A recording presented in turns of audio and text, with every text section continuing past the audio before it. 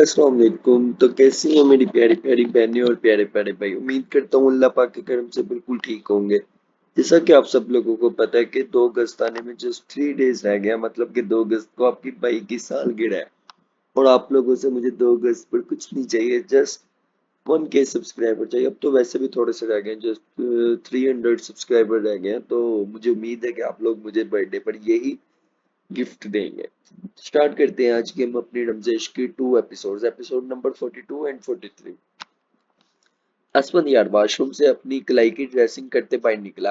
अब वो black T shirt और ब्लैक ट्राउजर में मलबूस था। चेहरे पर पहले से भी ज्यादा गुस्सा और अस्तराब फैला हुआ था। वो चट्टानों से सख्ती लिया पेड़ की तरफ बढ़ा, जो ड्रेसिंग मिरर के सामने खड़ी अपनी ज्वेलरी उतार रही थी। वो बगैर दुपट्टे के लहंगा चोली में खड़ी थी। इसके सुनहरी सिल्की बाल जो उलझे से थे इसकी कमर पर लहरा रहे थे। असफन यार खान को अपनी तरफ बढ़ता देखकर इसके एक हाथ एक पल के लिए रुके थे। दिल की धड़कनों ने बड़ी शिद्दत इख्तियार की थी। वो इसके सामने जितनी भी बहादुरी का मुजाहरा करती आखिर थी तो एक औरत, मुकाबिल कोई और नहीं इसका शोहर था। वो आज इसके कमरे में मुकम्मल तौर पर इसकी बनी खड़ी थी। वो इस बंद कमरे में इसके साथ सब कुछ करने का मिजाज रखता था। वो कहाँ इस चट्टान जैसे वजूद से मुकाबला करने की हिम्मत रखती थी। मिरर में इसके चेहरे पर चट्टानों जैसे सख्ती छाए देखकर इसकी हथेलियां नम हुई। मगर ये तो तय था वो अपनी तजलील शोहर नामी हैवान से नहीं करवा सकती थी, किसी भी कीमत पर नहीं। असफन यार खान ने इसकी तरफ बढ़ते इसका रुख झटके से अपनी तरफ किया। वो ड्रेसिंग टेबल के साथ आ लगी थी। कलाइयों में पहनी चूड़ियों की छनक पूरे कमरे में गूंजी थी। वो गहरे सांस भरते ही जलगड़े आंखों से असफन यार खान की नीली आंखों में देख रही थी, जहां शदीद गुस्सा इश्तियाल फैला हुआ था। जो सलूक तुम बबड़ के साथ करती थी तुम्हें क्या लगा कि मैं भी खामोशी से बर्दाश्त करूंगा? वो इसकी हिजल गिरे आंखों में देखते गिराया। मत करें बर्दाश्त, वो छड़ी पड़ी है। अब चाहे तो सजा के तौर पर मेरे दिल में उतार दें। अबीर ने असफंद को खुद से दूर धकेलते पास पड़ी छड़ी उठाकर असफंद यार खान के हाथ में थपाई। तुम्हें क्या लगता है तुम्हारी सजा सिर्फ यही है? नहीं, तुम्हारी सजा कुछ और है। असफंद यार इसके करीब होते इसे कमर से थामे इसे खुद के बेहद करीब कर गया। वो इसके इतने करीब थी कि असफंद यार की सांसों की खुशबू इसकी सांसों में घुल रही थी। असफंद यार खान के अनाबी लब इसके सुर्ख लब्बों से टकरा रहे थे। क्या सजा है मेरी? अबीर ने असफंद की आंखों में देखते आहिस्तगी से पूछा। असफंद के सर्दपन पर इसकी आंखों में मध्यम सी खौफ की परछाई लड़ाई। इसकी हिजल ग्रे आंखों में हल्का सा खौफ देखकर असफंदियार खान की मुस्कुराहट गहरी हुई थी। मेरी कुर्बत, आज रात तुम्हारी सजा बनेगी। वो इसके लबों पर फूंक मारते इस्तजाइया मुस्कुराया था।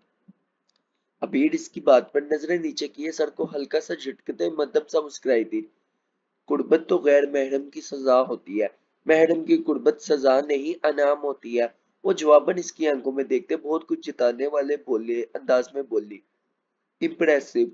वो बब्बम सा इस्तजाइया मुस्कुराया। बब्बर भी तुम्हारा महरम था। तुमसे बात करने पे तुम्हारे भाई ने इसे जानवरों की तरह मारा पीटा था। ये बात मेरी बीवी बनने तुम्हें क्यों याद आई? असफंद इसके पुरस्कून लहजे पर भड़क उठा था। मैं इसकी बीवी नहीं, सिर्फ मनकूहा थी। आपके सामने सिर्फ आपकी मनकूहा नहीं, आपकी बीवी खड़ी है। आपको अपना सब कुछ सौंपने के लिए, जो ज़हनी तौर पर खुद को तैयार करके आपके कमरे में आई है। आज की रात के क्या तकाज़े हैं मैं अच्छी तरह समझती हूँ।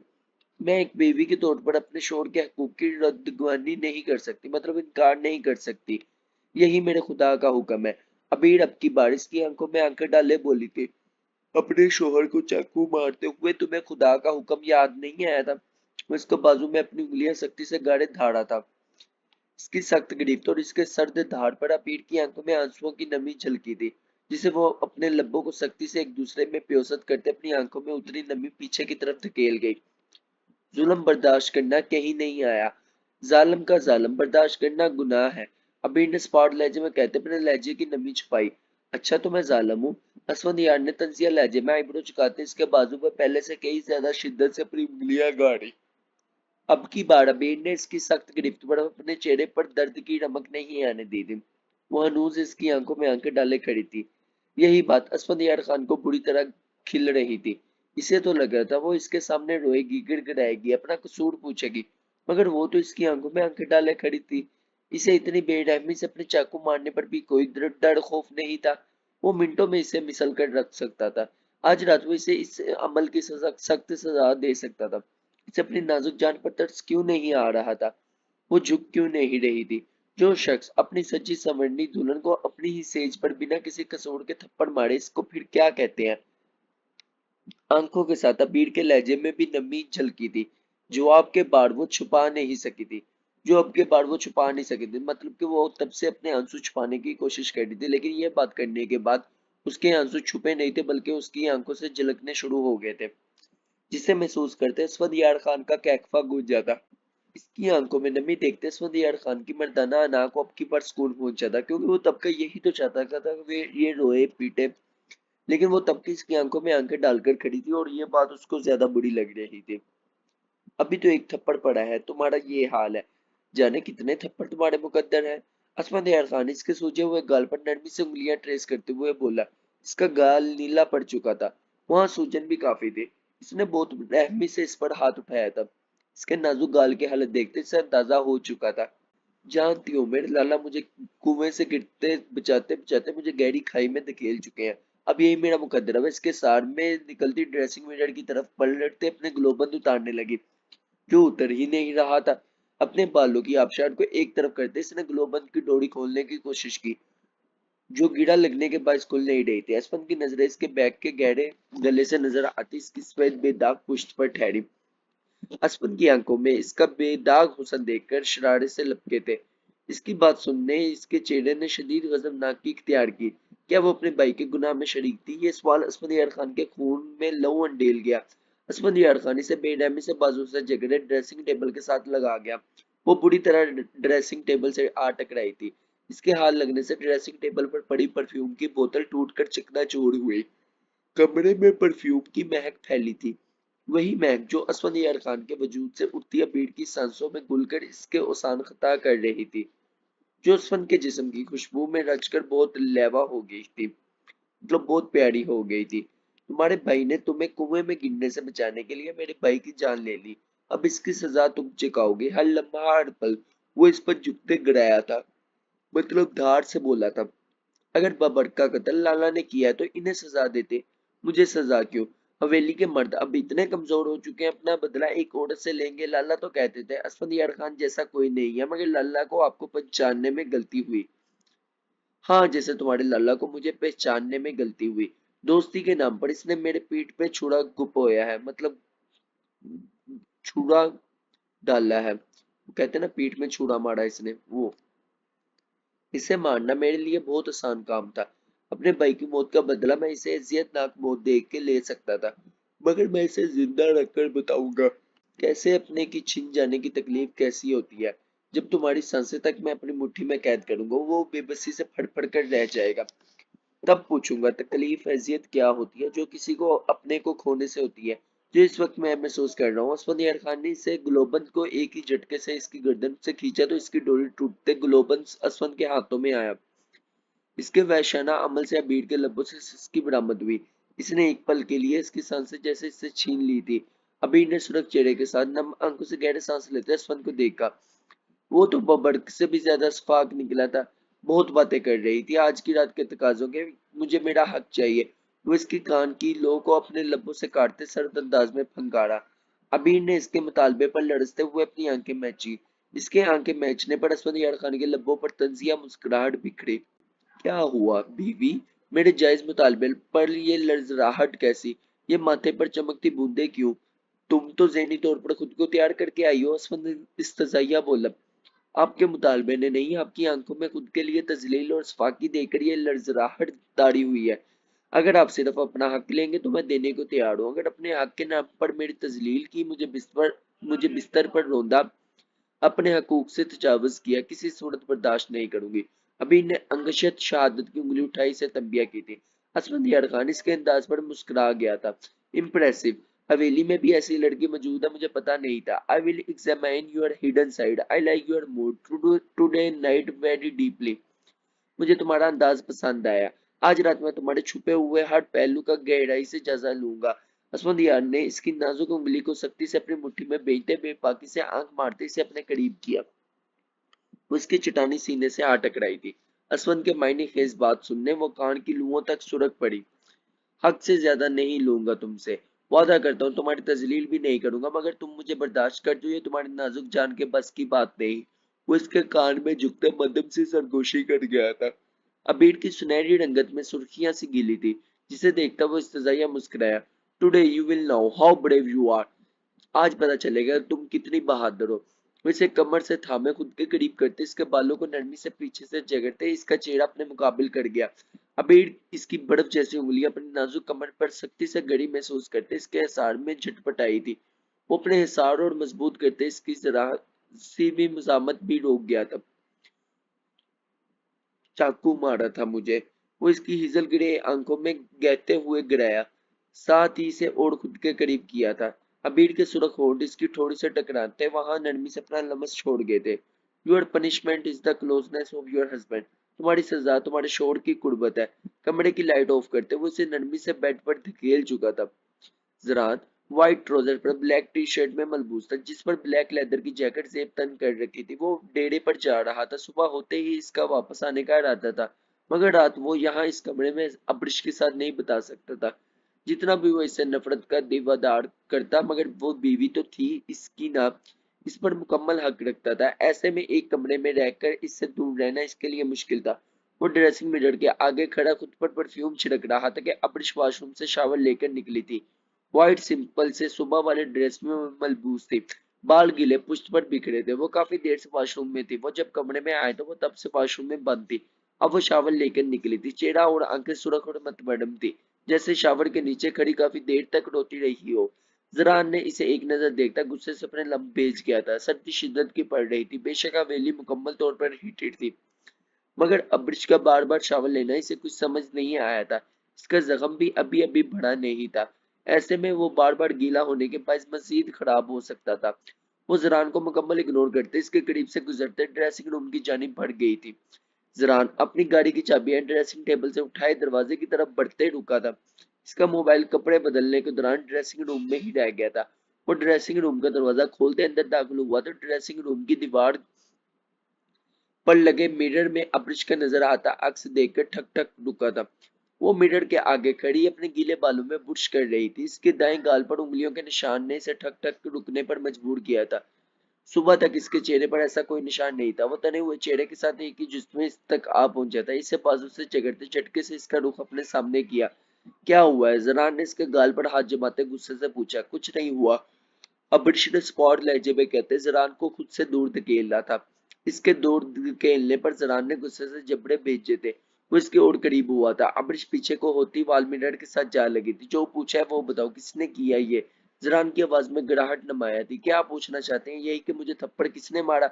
वनी में आई हुई लड़की की किस्मत में एक थप्पड़ नहीं, कई थप्पड़ इसका मुकद्दर होते हैं। तो फिर किसने मारा, क्यों मारा, इसकी वजह कोई मायने नहीं रखती। आप मुझे बड़े जिरगे में थप्पड़ मार सकते हैं तो कोई मुझ पर भी हाथ उठा सकता है, तो कोई भी मुझ पर हाथ उठा सकता है। यकीन माने आपके मारे हुए थप्पड़ से इस थप्पड़ की जिल्लत बहुत कम थी। अब्रिश अपने आंखें बेदर्दी से रगड़ते स्पॉट लहजे में बोली। बकवास बंद करो अपनी। जरा न हलक के बल धारा।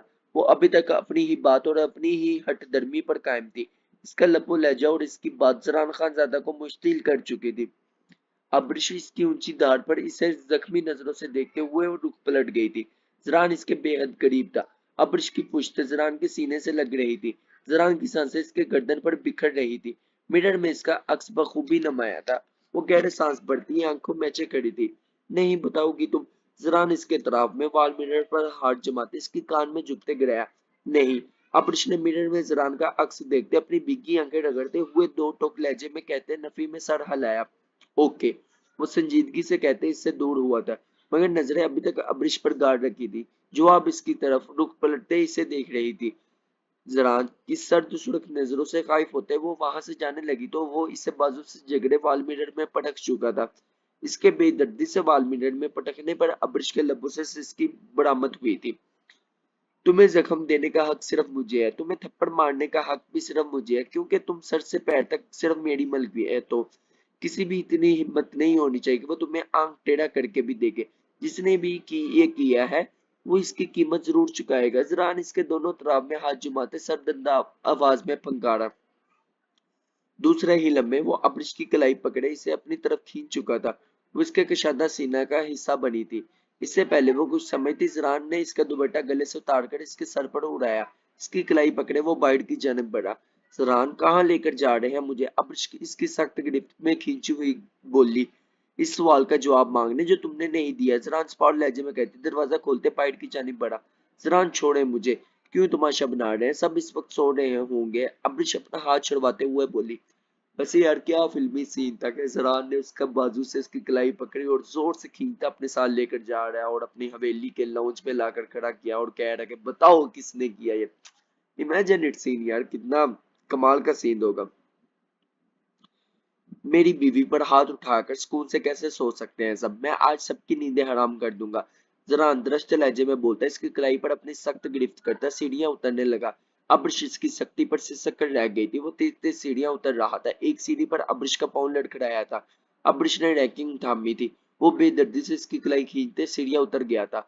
जरान, रहने दे प्लीज, मुझे इससे अब कोई फर्क नहीं पड़ता। अब्रिश आखिरी सीढ़ी पर तकरीबन चीखती हुई बोली थी। जरान इसकी बात का बिना कोई जवाब दिए इसे कीमता हुआ जनाना खाने के लाउंज की तरफ बढ़ा। मोड़े, मोड़े। जरान ने लाउंज के वस्त में खड़े होते ऊंची आवाज में अमीना खानम को पुकारा। अमीना खानम जो मुलाजमों से किचन का काम मुकम्मल करवाने के बाद अपने कमरे की तरफ जा रही थी। जरान की ऊंची आवाज पर वो जल्दी से जरान खाने की तरफ आए। जरान, जरान खाने के लाउंज के वस्त में अब्रिश की कलाई थामे खड़ा था। जरान प्लीज, अब्रिश ने भीगी आंखों से मुल्तजी लहजे में से पुकारा। "श्श, मतलब कि चुप हो जाओ। जरान ने इसकी तरफ सुर्ख आंखों से देखते लबों पर उंगली रखकर इसे खामोश रहने का इशारा किया। अब्रिश इसकी बेइंतहा संजीदगी और सर्द सुर्ख नजरें देखते खामोश हो गए। क्या हुआ है जरान? अमीना खानम तफ्तीश से जरान की तरफ बढ़ी, जिसके चेहरे पर शदीद गैज़ो गजब छाया था। क्या हुआ है, ये आप मुझसे पूछ रही हैं? इस हवेली की बड़ी हैं आप। आपके होते हुए अब्रिश पर किसने हाथ उठाया? जवाब दे मुझे। जरान ने अमीना खानम से संजीदगी से इस्तफार किया। अमीना खानम जरान के सवाल पर खामोश हुई थी। जरान का लहजे में एहतराम था मगर आंखों में शदीद गुस्सा और इश्तियाल था। आप ऐसा नहीं कर सकते, इस बात का मुझे यकीन है। अब्रिश पर हाथ उठाया गया, इसके मुतल्लिक आपको मालूम ना हो, इस बात का भी मुझे यकीन है। जरान ने अब्रिश की कलाई छोड़ता मीना खानम से पहले से भी ज्यादा संजीदगी से पूछा था। जरान, ऐसा छोटा मोटा बातें घर में हो जाता है, ये इस हवेली का बहू है। आप इसको भी चाहिए अपना जुबान काबू में रखे। ये अब अमेरिका में नहीं रहता, यहाँ इस हवेली में रहता है। इसको इधर रहना पड़ेगा तो किचन का काम भी करना पड़ेगा, अपनी जिम्मेदारियां संभालनी पड़ेंगी। एक बीवी की जिम्मेदारियां तो ये संभाल नहीं सकता, तो क्या अब एक बहू के फराइज भी नहीं निभाएगा? अमीना खानम अब्रिश को देखते गुस्से से एक एक लफ्ज छुपाते हुए बोली। जरान के दिन रात मर्दान खाने में गुजरते थे या फिर डेरे पर। अमीना खानम को अब्रिश पर सबसे ज्यादा गुस्सा इसी बात पर आता था। अब्रिश हवेली की सिर्फ बहू नहीं, मेरी बीवी भी है। अब मेरी बीवी पर हाथ उठाया जाएगा और आपके नजदीक ये इतनी सी बात होगी? जरान एकदम भड़क उठा। जरान प्लीज। अब्रिश आगे बढ़ी थी। जरान ने हाथ के इशारे से वहीं रुकने को कहा। ये इस हवेली में रहकर अपने बहू होने का हर फराइज निभाएगी। इसमें किसी भी किस्म की कोताही की सूरत में आप मुझसे बात करेंगे, मगर इस पर हाथ उठाया जाए या फिर इसकी बेइज्जती की जाए, मुझे किसी कीमत पर कबूल नहीं है। अच्छा यार, इस वे में देखा जाए तो यहाँ पर जरान मुझे बहुत अच्छा लग रहा है और जो है अब्रिश वो नाजुक लग रही है, लेकिन जब वो उस पर जुल्म करता है तब ये बिल्कुल नहीं अच्छा लगता जरान खानजादा। जरान ने संजीदगी से कहा। अमीना खानम लब बेनते खामोश हो गई थी। किसने हाथ उठाया है इस पर? मोड़े। जरान ने अपना सवाल बेइंतहा संजीदगी से दोबारा दोहराया था। ये रुजनैया ने बदतमीजी कर रहा था, इसलिए इसने इस पर हाथ उठा दिया। मीना खानम ने आहिस्तगी से बताया। क्या मतलब है इस बात का? वो कैसे मेरी बीवी पर हाथ उठा सकती है? जरान गुस्से से गिर जा। जरान, आहिस्ता बोलो। हमने तुम्हें बताया कि ये बदतमीजी कर रहा था, इसलिए इसने हाथ उठा दिया। अमीना खानम ने नागवाड़ी बड़ी नजरें अब्रिश पर डाली जो जरान के करीब खड़ी आंसू बहा रही थी। अगर ये बदतमीजी कर रही थी तो वो इससे जुबान से बात कर सकती थी। इसकी हिम्मत कैसे हुई मेरी बीवी पर हाथ उठाने की? जरान की आवाज पहले से भी ज्यादा ऊंची हुई थी। जरान, तुम अच्छी तरह जानता है बबर की मौत की वजह से वो बहुत गमजदा है। अब्रिश बबर की मौत के बदले में वनी के तौर पर आया है, इसलिए इसने अपना गम और गुस्सा अब्रिश पर उतारा है। अमीना खानम ने जरान को शदीद गुस्से में देखकर इसे रसनाइयत से समझाने की कोशिश की। वो नहीं चाहते थे कि जरान की आवाज हवेली के कमरों तक जाए और अबीर और असफंद की जिंदगी में कोई तलखी आए। आगे इनका दिल अबीर की शादी असफंदियार खान के साथ होने पर लड़ज रहा था। रुजनैया खानम के तेवर कुछ ठीक नहीं लग रहे थे। असफंदियार खान का भी सुरख स्पॉट चेहरा याद आया था जब वो अपने कमरे की तरफ गया था। नहीं आई है बनी के तौर पर, ये बनी नहीं मेरी बीवी है। जरान ने लंबेते कहा। जरान के अल्फाज सुनते अब्रिश ने आंसुओं की चादर से बेयकीनी से इसे देखा था। इस दिन मर्दाना खाना में वो सबकी मौजूदगी में से बनी के तौर पर अपने लिए मांग रहा था। कमरे में भी वो इस पर वाज़ह कर चुका था कि वो वनी में आई हुई लड़की है। अब ये क्या कह रहा था, उसको भी ज़हरान खानज़ादा के बिल्कुल समझ नहीं लग रही थी कि ये लड़का है क्या। कभी मोहब्बत का इज़हार भी करता है और कभी मोहब्बत मानता भी नहीं है। कभी कहता है तू वनी में आया, कभी कहता है तो मेरी मोहब्बत है, और कभी कहता है तुम मेरी बीवी है। ज़रान, तुम इस लड़की का खातिर हमसे सवाल जवाब कर रहा है? मीना खानम ने नम लहजे में अब्रिश को घूरते पूछा। नहीं मोड़े, मैं आपसे सवाल जवाब नहीं कर रहा, मुझे सिर्फ ये जानना है कि मेरी मोड़े के होते हुए कैसे कोई मेरी ही बीवी पर हाथ उठा सकता है। ज़रान ने मीना खानम को देखते इस बार अपने लब्बो लहजे पर काबू पाने नरमी से इस्तफार किया, मगर वो अपने सवाल से पीछे नहीं हटा था। इसका लहजा नरम था मगर आंखों में गुस्से की हिद्दत वाज़ेह थी। ज़रान मान लेता है ये वनी के तौर पर नहीं आया, लेकिन अब्रिश को भी चाहिए अपनी जुबान पर काबू रखना सीखे। तुम अच्छी तरह जानता है कि इसका जुबान कितना लंबा है। किचन में मुलाजमों के सामने इसने रोजनैया को जवाब दिया। इसने गुस्से से इस पर हाथ उठा दिया, यानी इस पर किचन में मुलाजमों के सामने हाथ उठाया गया। यार वो कहते ना, एक बात को छुपाने के लिए दूसरी बात की तो वो दूसरी ने उसको और भड़का दिया। ऐसे ही इधर कुछ हुआ है। जरान ने यह सुनकर मजीद गमो गुस्से से पागल हुआ था। हाँ, मैंने किचन में इस पर मुलाजमों के सामने हाथ उठाकर इसके औकात याद दिलाई। रुज़ैया खानम लाउंज में आते हुए जरान को देखते एक एक लफ्ज छुपाते हुए बोली थी, और क्या औकात है इसकी। जरान ने रुज़ैया खानम को देखते इस्तफाइमिया लहजे में सर्द अंदाज में पूछा। एक वनी में आया हुआ लड़की का औकात जो होता है।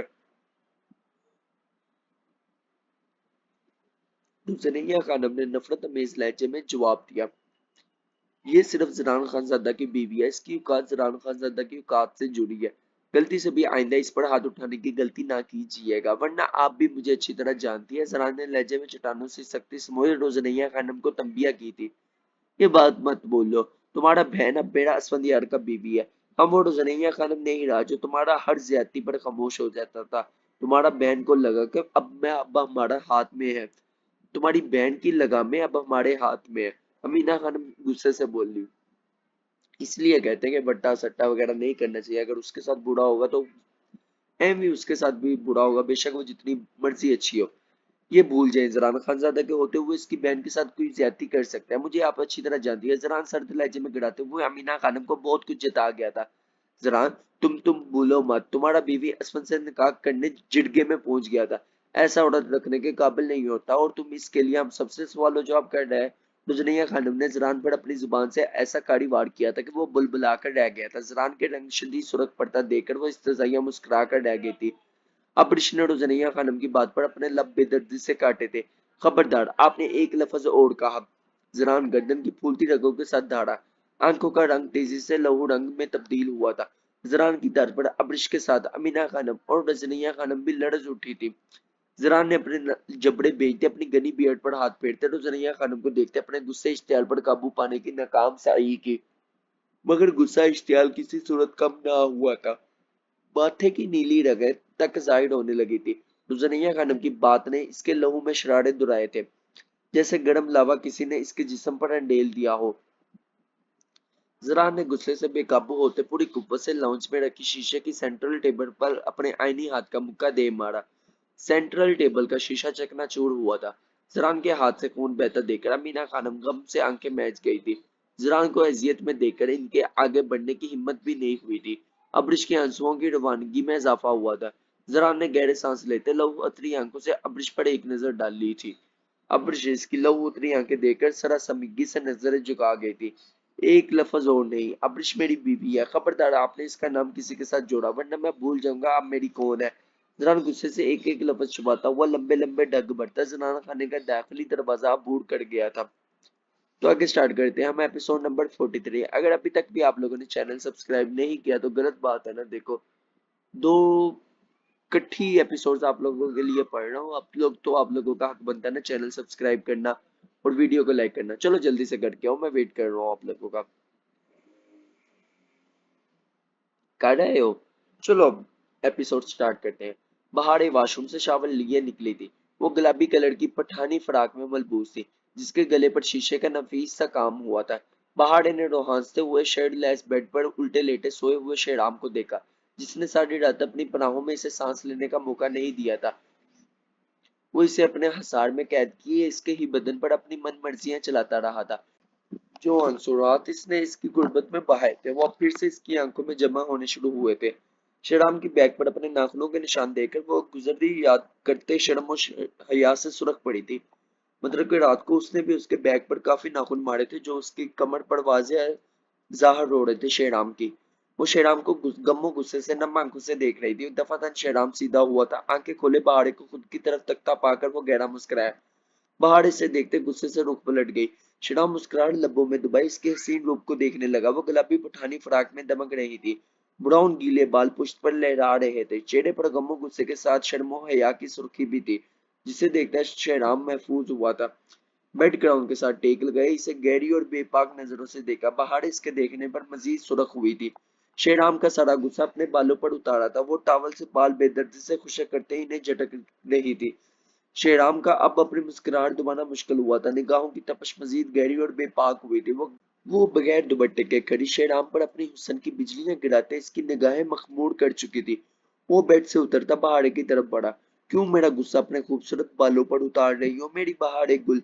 इन बालों की नरमाहटें, इनकी खुशबू ने मुझे रात भर सोने नहीं दिया। वो इसके पेट पर अपने हाथ जमाते इसे सख्ती से अपने साथ लिपटा चुका था। छोड़ो मुझे शेराम। बाहर इसकी गिरफ्त से खुद को छुड़वाते हुए मचली थी। रात कितनी कोशिश कर चुकी हो मगर मेरी बाहों का साड़ कितना मजबूत था। बिल्कुल मेरी मोहब्बत की तरह तुम मेरे साड़ से नहीं निकल सकती। आखिर मेरे ही सीने से लिपट कर तुम फूट फूट कर रोई थी। शेराम इसका रात को बुरी तरह रोने पर चोट करते हुए बोला तो बहारे का रंग शदीद सुर्ख पड़ा था। तुम्हारी हैवानियत को सहना आसान काम नहीं था। तुम सच में जंगली हो, तुम ये रात साबित कर चुके हो। पहाड़ी ने अपने पेट पर इसके हाथ हटाते हुए गुस्से से कहा। इससे पहले वो वहां से जाती, वो इसे बाजू से खींचकर इसे अपने सीने के साथ लिपटा चुका था। मेरी हिमानियत के निशान तो दिखाना जरा, किस किस हिस्से पर छोड़े हैं मैंने? शराब ने पहाड़े के लब्बों को नरमी से अपने अंगूठे से सहलाते हुए पूछा। बहारे इसके साड़ में गुलाबी चेहरा लिए नजरें झुकाए खड़ी थी। ये पहली मर्तबा था वो शहराम के साड़ में नजरें झुकाए गुलाबी पड़ रही थी। ये गुजरी रात का कमाल था जो इसे इसके सामने नजरें उठाने ही नहीं दे रहा था। शहराम छोड़ो मुझे, तुम्हें एक बात समझ नहीं आती। बहारे नजरें झुकाए ही बोली थी। आवाज भी काफी नीची थी। अब वो मुजामत भी नहीं कर रही थी। इसकी कमर पर शहराम की गिरफ्त काफी नरम थी। शेराम की नजरें झुकाने पर कहकफा लगाकर हंस पड़ा था। पहाड़ी ने इसके कहकफे पर इसे गुस्से से घूर कर देखा था। शेराम इसके घूरने पर अपनी मुस्कुराहट लबों में दबा गया था। कसम से जब ऐसे घूरती हो तो सच में तुमसे डर जाता हूँ। वो इसे अपने सीने के साथ लिपटाए इसे सख्ती से खुद में बेचते बेपाकी से इसकी नाज़की महसूस कर रहा था। इसके लिपटाने के अंदाज पर पहाड़े कान की लुमों तक सुरख पड़ी। तुम्हारा ये शर्माया लहजा या रूप मुझे हजम नहीं हो रहा। तुम मुझसे शर्मा भी सकती हो, मुझे यकीन नहीं आ रहा। शेराम ने शरारती लहजे में कहा। इसके चेहरे को नरमी से थामा था। मैं क्यों तुमसे शर्माने लगी? तुम्हें ये खुशफहमी क्यों लाहक हो गई कि मैं तुमसे शर्मा रही हूँ? बहारे ने अब की बार इसकी आंखों में देखते कहा था। इसकी निगाहें खुद को बेपाकी से मायना करते देखकर वो सुर्ख गुलाब हो रही थी। मगर अब की बार शेराम को देखकर अपनी नजरें झुकाई नहीं थी। शेराम इसके चेहरे पर छाई सुर्खी देखकर बहुत मुश्किल से अपनी हंसी दबाए हुआ था। अभी नहीं शर्मा रही तुम, मगर अब जो मैं करूंगा तुम जरूर शर्माओगी। शेराम ने इसके नाजुक वजूद को अपनी बाहों में उठा चुका था। शेराम छोड़ो मुझे। बाहर ने चीखते हुए इसके सीने पर मुक्के जड़े। शेराम इसे गोद में उठाए बेड की जानब बढ़ा। इसे बेड पर लिटाने इस पर मुकम्मल तौर पर साया फगन हुआ था। बाहर इसकी अचानक आपदा पर सिटी गुम हुई थी। वो दिलो खौफ से धड़कते बाहर आया था। रात इसे किस तरह बर्दाश्त किया था वो वही जानती थी। अब्रिश और हूड के निकाह की पहली रात को सुबह इनकी हालत देखते वो खौफ के मारे शेराम को खुद को सौंप चुकी थी। मगर रात इसकी शिद्दत और इसके लमस में छिपी अपने लिए शदीद मोहब्बत और जुनूनियत वो महसूस कर चुकी थी। इसलिए पहले से ज्यादा खुदसरी में इसमें आ गई थी। वो अब कहाँ इस पहाड़ी खान को खामोशी से बर्दाश्त कर सकती थी। शेराम छोड़ो मुझे। बाहर इसके पहाड़ी सीने को खुद से दूर खिसकाते हुए रोंसती हुई थी। शेराम मुस्कुराते हुए इसकी कलाइयां ला करते इसकी गर्दन पर झुका। बाहर ने इसके कंधे को अपने नाखूनों से एक बार फिर से जख्मी किया था। मगर वहां परवाह किसे थी? वो इसकी गर्दन पर झुके जगह जगह नरमी से अपने दांत गाड़ रहा था। शेराम। बाहर इसके बेपाक लबों पे लमस के हदूद बढ़ते देखकर रोहांसते हुए इसे पुकारा। उसकी आवाज में नमी महसूस करके रुख पलटते इसे अपने सीने के साथ लिपटा इसके नाजुक वजूद को अपने ऊपर मुंतकिल कर गया था। इसकी नाजुक कमर को सख्ती से जकड़े इसकी तमाम मजामत को रोक दिया। छोड़ो मुझे शेराम। क्या अब मेरी बेबसी का फायदा तुम ऐसे उठाया करोगे? पहाड़ ने शेराम के सीने से अपने नाखून पूरी कुव्वत से गाड़ थे। मेरी हैवानियत के निशान तो तुम्हें नहीं मिलेंगे मेरी जान, मगर मेरी कमजोर और सीने पर तुम्हारी हैवानियत के निशान पूरी आबोताब से चमक रहे हैं। अब बताओ कौन बेबस हुआ, मैं या तुम? शेराम ने अपना सख्ती सीना दिखाते हुए पहाड़े को इस्तफामिया निगाहों से देखा था। बाहर की नजर इसके सीने पर पड़ी थी, जहां अभी अभी इसने नाखून बहुत रहमी से गाड़े थे। वहां से इसका सीना छिल चुका था, मतलब कि उसने सीना फुल्ली छील दिया था नाखून मार मार के। बाहर इसका सीना दिखाते अपना निचला लब दांतों में दबा गई थी। मैंने जानबूझकर नहीं किया, तुम मुझे मजबूर करते हो ये सब करने को। बाहर ने इसके सार से निकलने की कोशिश की, मगर वो इससे भी ज्यादा सख्ती से इसे अपने सीने में भींच चुका था। हर एक्शन का रिएक्शन होता है। अब तुमने मुझे ये जख्म दिया है, बदले में मुझे भी कुछ चाहिए। श्रीराम ने इसे सीने से लिपटाए मदहोश लहजे में बोला। क्या चाहिए? बाहर इसकी मदहोश आवाज सुनकर बुरी तरह घबराई थी। श्रीराम रुख पलटे, पहाड़े पर घटा बनकर छाया। तुम अच्छी तरह जानती हो मुझे तुमसे क्या चाहिए। श्रीराम इसके गुलाबी लबों को मसलते गमगीन लहजे में बोला। श्रीराम, मम, मैंने अभी अभी शावल लिया। बाहर ने इसे दोनों हाथों से कुत्ते दूर धकेलते भीगे लहजे में कहा। अब की बार हम दोनों इकट्ठे शावल लेंगे। श्रीराम ने दो मायनी अंदाज में बोलते हुए इसे बेबाकी से आंख मारी। मम, मैं तुम्हारे साथ कभी शावर नहीं लूंगी। बाहर ने गुस्से से इसके सीने पर फिर से मुक्का मारा था, मगर इसकी बेपाक बात पर वो सुरख पड़ी थी। इसकी तरफ देखने से इतरात बढ़ता था। चलो तुम नहा लेना, मैं ले लूंगा। श्रीराम इसका सूरत पड़ता चेहरा देखकर मुस्कुराहट दबाए बोला था। तुम बहुत बदतमीज हो श्रीराम, तुम्हें शर्म छू कर भी नहीं गुजरी। पहाड़ी की बात पर श्रीराम का कैकफा बुलंद हुआ। मैं क्यों शर्म करने लगा? तुम जो हो शर्माने के लिए। श्रीराम ने इसके गाल पर अपने दांत गाड़े। मैं तुमसे नहीं शर्माती, ना कभी शर्माऊंगी। पहाड़ी ने अपना गाल रगड़ते इसका लम्स मटाया था। जाने मन, कहाँ कहाँ से मेरा लम्स मटाओगे? अब तो तुमसे खुशबू भी मेरे आने लगी है। श्रीराम ने गमगीन लहजे में कहते इसकी धड़कनों के मुकाम पर अपने लब रखे। बाहर इसके बेबाक जिसारत पर तड़प कर रह गई थी। श्रीराम की बात पर इसका धाड़े मार मार कर रोने को दिल कर रहा था। वाकई में इसे अपने अंग अंग से इसकी ही खुशबू फूटते महसूस हो रही थी। श्रीराम ने इसके चेहरे को देखते इसकी नम अंग पर अपने लब नरमी से रखे, इसकी कलाइयां अपनी आईनी गिरफ्त में कैद किए, इसके लबों पर झुकते इसकी सांसों का गला घूट चुका था। रात की तरह बहाड़े की तमाम मज़ाहमतें दम तोड़ गई थी। वो नरमी से इस पर अपनी मोहब्बतों की बारिश में भगोते इसके पूरे पूरे अपनी महबूतों की मोहर लगाते इसे बता रहा था कि वो इसके लिए क्या मायने रखती है। अबीर की आंखें खुली तो खुद को असफंद यार खान की मजबूत पनाहों के सार में पाया। वो इसके पेट पर अपना हाथ मजबूती से रखे इसे अपने सीने के साथ लिपटाए सो रहा था। अबीर की पुशत असफंद यार खान के सीने के साथ लगी हुई थी। अबीर इसका हाथ अपने पेट से आहिस्ते से हटाते उठी। इससे पहले वो बेड से उठती वो इसकी कलाई पकड़े से अपने सीने पर गिर जा चुका था। अबीर के अर्ज तब कड़कदार हो रहे थे। पलकों की बारी चलमन अर्ज पर लड़ने लगी। वो सुरख अनार हुई थी। वो इस वक्त सिर्फ असमंद यार खान की शर्ट में मलबूस थी। इसके चेहरे पर रात के असमंद यार खान की गहरी शिद्दतों के रंग बिखरे थे। वो इसकी चटानी सीने का हिस्सा बनी इसके बढ़ाना सीने पर हाथ रखे नजरें झुकाए हुए थी। असमंद यार खान ने दिलचस्पी से इसकी सुनहरी रंगत पर सुर्खियां सी गिलती हुई देखी थी। वो सुरख गुलाब बनी हुई थी। जो लड़की रात को इसकी आंखों में आंखें डालकर बात कर रही थी, अब इससे नजरें उठाना महाल था। इसके हिसार में इसका नाजुक बदन इर्तिआश की कैफियत में था। वो इसके मजबूत चट्टानी सीने का हिस्सा बना हल्का हल्का लड़स रही थी। इसके दिल की धड़कनें तक असफंद यार खान को अपने कानों में सुनाई दे रही थी। इसके सुनहरी रंगत में गुलाबीपन के साथ जर्दियां भी थी। रात को इसने बिना तरस खाए अपना हक पुर शिद्दत से और जरूरत से ज्यादा ही लिया था। इसके नाजुकपन का एहसास इससे रात को अच्छी तरह हो गया था। वो बजाय जितनी मजबूती इतनी ही नाजुक भी थी। क्या हुआ बीवी? रात बड़ी जुबान चल रही थी, अब नजरें क्यों नहीं उठा रही? और ये क्या चेहरे पर जर्दियां क्यों गिली हुई है? मैं तो रात अपने हुकूक से तजावुज नहीं किया, तुम्हारा तो एक रात में ये हाल हो गया, आगे क्या करोगी? असफंद यार खान इस्तजाइया लहजे में बोला। अबीर, असफंदियार खान की बात पर वो मजीद सुरख पड़ी थी। इसकी बात का बिना कोई जवाब दिए खामोशी से इसके असार से निकलने की कोशिश की। असफंदियार खान गुस्से से इसकी कलाई खींचते इसे दोबारा से अपने चटानी सीने पर गिरा चुका था। बड़े हकूक की बात की जा रही थी रात को, मगर अब लगता है तुम में दम खम इतना ही था। मतलब कि तुम्हारे में इतनी हिम्मत ही इतनी किसी कि सिर्फ मुझे एक ही रात बर्दाश्त कर सको। वो इसके जबड़ा नरमी से दबोचते गिराया। मेरा ख्याल से एक रात की दुल्हन को इतना तो शर्माने का हक होता है ही है। अबीर ने एक नजर इसकी नीली आंखों में देखते कहा। दूसरे ही पल अपनी नजरें फिर से झुका गई थी। अबीर की बात पर असमती यार खान का कहकफा गूंजा था। अच्छा तो तुम शर्माती भी हो? मुझे लगा था रात जैसे दबंग तरीके से मुझे चाकू मारा था, इस तरह तुम मेरी शिद्दतों में भी पूरी तरह मेरा साथ दोगी। वो इसका चेहरा थोड़ी से अपनी अंगशर शहादत की उंगली से ऊपर करते आंख मारते बेपाकी से बोला। अबीर इसकी जो मायनी बात का मतलब समझने की मजीद गुलाबी हुई थी।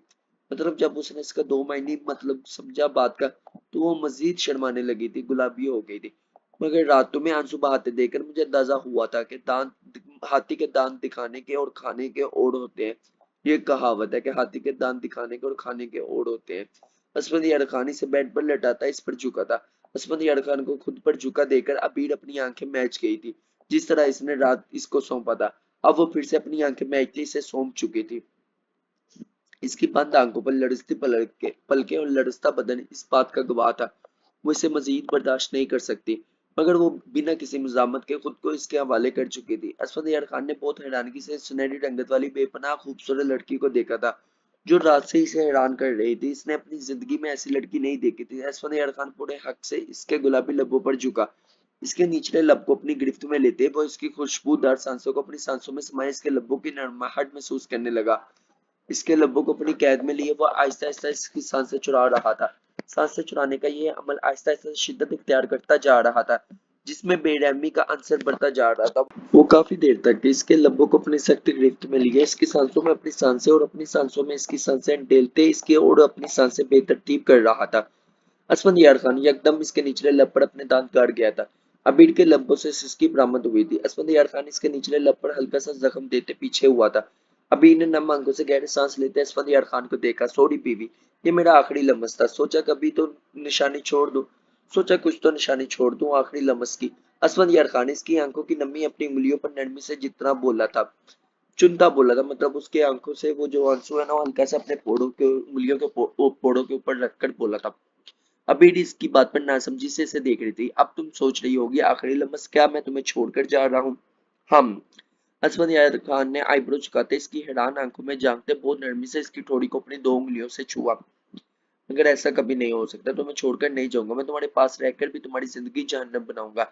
मैं तो रात तुम्हारी बड़ी बड़ी बातों को सुनते ही तुमसे अपना हक लेने पर मजबूर हो गया, वरना मेरा तुम्हारे करीब आने का कोई इरादा नहीं था। असफंद यार खान इसकी हिजल गड़े आंखों में झांकते हुए बोला था, जहाँ आंखों में आंसुओं की धुंधलाहट छाई थी।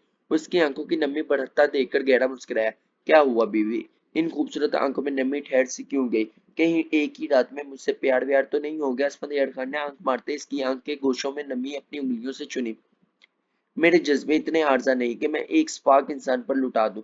अबीर असफंद यार खान को खुद से दूर धकेलते हुए उठकर बैठी थी। रात आपकी कुर्बत में मैंने आंसू जरूर बहाए थे, मगर एक बार भी आपको खुद से दूर झुटका नहीं दिया था, मतलब आपको अपने दूर जाने नहीं दिया था। मैंने बीवी होने का अपना फर्ज पूरी ईमानदारी से निभाया था। उम्मीद करती हूँ कि आप अपनी बात पर कायम रहकर अपने मर्द होने का सबूत देंगे, मतलब कि मैंने अपनी बीवी होने का सबूत दिया और आप अपना हस्बैंड होने का सबूत मुझे देंगे। जिस तरह आप अपने बदले के लिए अपनी ही बीवी को इस्तेमाल कर रहे हैं, मुझे नहीं लगता कि असफंद यार खान के नजदीक इसकी किसी भी बात का कोई हक भी पास होगा। अबीर अपने लफ्जों से असफंद यार खान के खून में आग भड़का चुकी थी। असफंद ने बेड पर लेटे कैर पर निगाहों से इसकी पुश्त को घूर कर देखा था। इससे पहले अबीर बेड से उतरती हुए इसे कलाई से पकड़कर दोबारा बेड पर पटक चुका था। तुम्हें अब मैं कभी नहीं छूऊंगा। सूरज मशरिक की बजाय मगरिब से निकल सकता है, मगर असफंद यार खान को तुम्हारी अब कभी तलब हो ये कभी नहीं हो सकता, क्योंकि तुम वो लड़की ही नहीं हो जिस पर इसका शोहर एक बार निगाह डालने के बाद दूसरी निगाह डालने पर मजबूर हो जाए। आज की रात तुम्हारे साथ बताने के बाद ये मुझे अच्छी तरह अंदाजा हो चुका है। You have lost your charm and beauty to me, I will never come to you, never ever, my beautiful woman. तुम अपनी खूबसूरती और कशिश मेरे नजदीक खो चुकी हो, मैं कभी तुम्हारे करीब नहीं आऊंगा, कभी भी नहीं, मेरी खूबसूरत औरत। असफंद यार खान इस पर झुके इसकी झरकड़े आंखों में अपनी आंखें गाड़े शोला पर लहजे में बोला, hope so, you will keep your promise. उम्मीद करती हूँ अब आप अपना वादा निभाएंगे। अबीर इसकी आंखों में देखते मध्यम सा मुस्कुराई। असफंद यार खान से कुछ देर शटर बार निगाहों से घूरता फिर इसके ऊपर से उठता वॉशरूम की तरफ दाखिल हो चुका था। इसके दरवाजा दार से बंद करने पर अबीर की आंखों से आंसू टूट कर रख पर बरसे थे। अपने नम अर्जा अपने हथेलियों से रगड़ते वो बेड से उठती ड्रेसिंग रूम की जानब बढ़ गई थी। जरान खानजादा ब्लैक शलवार कमीज में मलबूस ब्लैक की शाल कंधों पर डाली डाइनिंग रूम में दाखिल हुआ था। अबीर मैरून फ्रॉक में मलबूस थी, जिस पर मैरून दुपट्टा अच्छी तरह सर पर जमाया हुआ था। मैरून पश्मीना शाल एक कंधे पर डाल रखी थी। मैरून लिपस्टिक लगाए हुए थी, जो इसने होंठ के जख्म को छुपाने के लिए लगाई हुई थी। इस वक्त डाइनिंग रूम में वो असफंद यार खान के साथ वाली चेयर पर बैठी थी। डाइनिंग रूम में अमीना खानम, रुज़ैया खानम, शेराम और बहारे भी मौजूद थे, जो अबीर और असफंद यार खान के सामने ही बैठे थे। अस्सलाम वालेकुम लाला। अबीर जरान खानजादा को देखते चेयर से उठती इसकी तरफ बढ़ी। कैसा है मेरा बच्चा? जरान ने अबीर को अपनी बाहों के हिसार में लेते इसके चेहरे को बखौर देखा था। ठीक हूँ लाला, अबीर मुस्कुराई थी।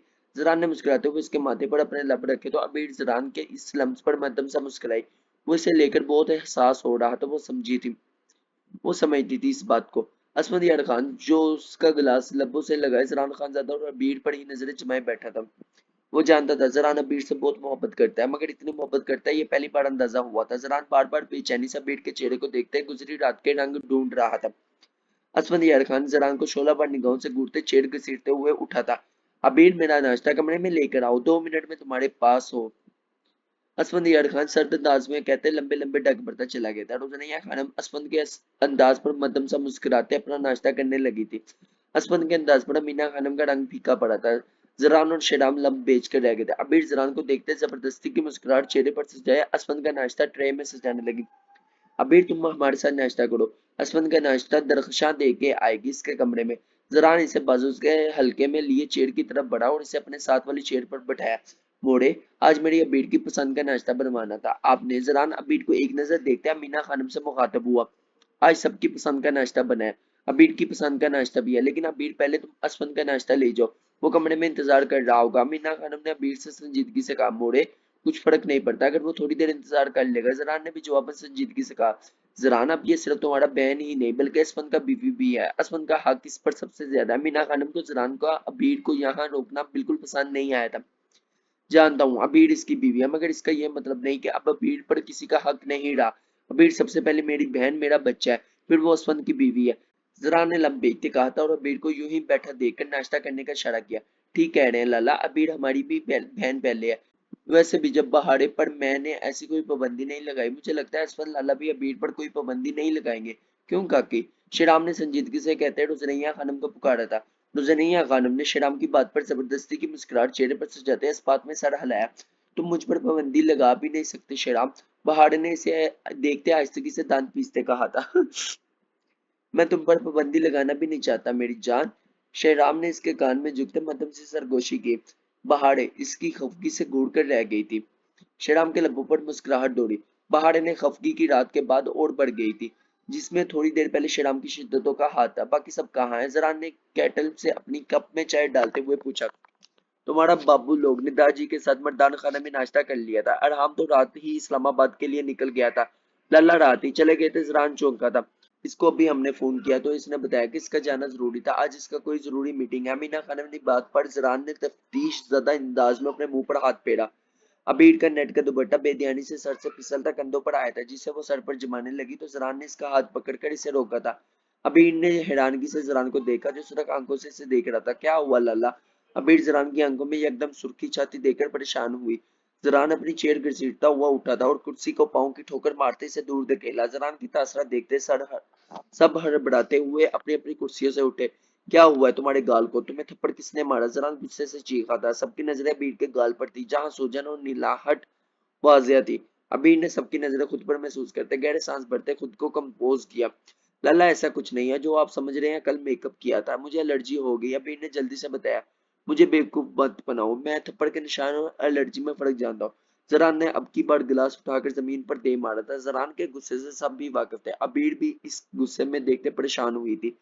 तुम पर असफन ने हाथ उठाया। जरान ने अबीर के करीब होते इसके गाल पर अपना हाथ जमाया। लल्ला, मुझ पर हाथ? असफन ने नहीं, बाड़े ने हाथ उठाया था। अबीर ने शराम को आंखों में ही आंखों में इशारा करते एक ही सांस में कहा। क्या कह रही है तुम? जरान ने अब की बार शराम पर अपनी गजीली नजरें गाड़ी। मम, मैं सच कह रही हूँ लल्ला, कल मेरा इससे किसी बात पर झगड़ा हो गया था, इससे गुस्से से मुझे थप्पड़ मार दिया। आप शराम लल्ला से पूछ लें। अबीर ने अब की बार भी शराम को देखते हुए आंखों से इल्तिजा की थी। वो जैसे हम करते हैं ना, आंखों में आंखें डालकर मिंतल करते कि काश यार बात मान ली, बाद में तुझे सब समझा दूंगा। वैसे लेकिन मैंने कब अबीर तुम पर हाथ उठाया? बाहर श्रीराम को देखते उलझन बड़े अंदाज में आगे बढ़ी थी। श्रीराम इसका हाथ पकड़े रोक चुका था। बाहर, तुम खामोश रहोगी, किसी भी बात में नहीं बोलोगी। श्रीराम ने इसकी तरफ झुकते मतलब सर्द अंदाज में सरगोशी की थी, लेकिन श्रीराम बाहर ने अपने लम्ब खोले ही थे। श्रीराम ने इसे घूरते हुए खामोश रहने का इशारा किया था। जी लाला, कल मेरे सामने अबीर और बहाड़े की लड़ाई हुई थी। बहाड़े का हाथ उठ गया था बेड पर। शराब ने अबीर को घूरते दांत पीसते कहा था। अबीर ने शराब की बात पर अपनी रुकी हुई सांसें बहाल की। ये कौन सा जालाना तरीका है बहाड़े? तुमने अबीर पर कैसे हाथ उठाया? जरा ने बहाड़े को घूरते हुए सर्द लहजे में से दबते हुए पूछा। रुजनिया खानम और अमीना खानम हैरानगी से सारा माजरा समझने की कोशिश कर रही थी। जरान के डांट पर बहाड़े गुल शेराम को नम आंखों से देखते वहां से पैर पटकती चली गई थी। अपनी बीवी को काबू में रखो, आज तो इसने अबीर पर हाथ उठा दिया, आइंदा ऐसा कुछ नहीं होना चाहिए। जरान ने शेराम को तंबिया की। जी लाला। शेराम की सर्द सुरख नजरें अभी तक अबीर पर थी। इतना तो वो समझ गया था कि इस पर हाथ असफंदियार खान ने उठाया है, मगर अबीर का छुपाना इसे इश्तियाल में मुब्तला कर चुका था। शिराम ने जबत के मारे अपनी ये मुठ्ठियां भेजी थी। जरान कुछ पल अबीर के सूजे हुए गाल को देखता रहा, फिर अबीर के करीब हुआ था। एक बात याद रखना अबीर, ये थप्पड़ अगर तुम्हें असफंद यार खान ने मारा हुआ तो इसकी जान मैं अपने हाथों से लूंगा। जरान अपनी शाल कंधों पर झटकते वहां से चला गया था। तो खत्म करते हैं हम यहाँ पर अपने 2 एपिसोड, एपिसोड नंबर 42 एंड 43। उम्मीद करता हूँ, बल्कि उम्मीद क्या, मुझे यकीन है कि आप लोगों को ये दोनों एपिसोड्स बहुत अच्छी लगी होंगी, क्योंकि ये बहुत ही ज्यादा रोमांटिक और ड्रामेटिक भी थी। उम्मीद करता हूँ आपको अच्छी लगी हो। अगर आप लोगों को अच्छी लगी हो तो काइंडली वीडियो को लाइक करें, चैनल को सब्सक्राइब करें और जल्दी जल्दी हमारी 1K फैमिली कंप्लीट होने में अपना नजराना पेश करें। मिलते हैं बहुत ही जल्द नेक्स्ट वीडियो में, तब तक जुड़िए रहेगा हमारे साथ। अल्लाह हाफिज।